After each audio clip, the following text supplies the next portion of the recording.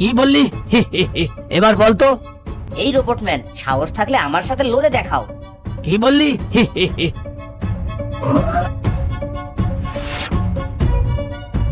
আবার বলতো। আমাদের সাথে লড়বি?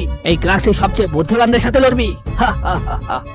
Stop robot man, stop. ওদেরকে ছেড়ে দাও। ওদের সাথে তোমার কোনো দেনা পাওনা নেই। তোমার যা দেনা পাওনা উইথ মি। তাই বলে আমাদের জন্য অন্য ইনোসেন্ট প্রাণীকে মারতে দিতে পারি না।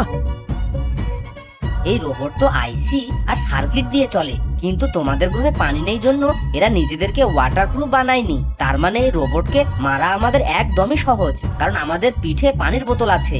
এখন এই পানি আমি রোবটম্যানের মাথায় ঢেলে দেব, তাহলে দেখবো জলে রোবটম্যানের শরীরের ভেতর একেবারে সব সার্কিট জ্বলে পুড়ে যাবে।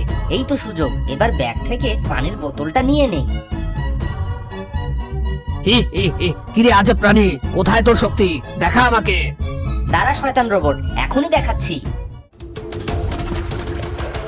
বন্ধুরা, পরের পার্ট দেখতে হলে ভিডিওটিতে লাইক করে চ্যানেলটি সাবস্ক্রাইব করে দাও।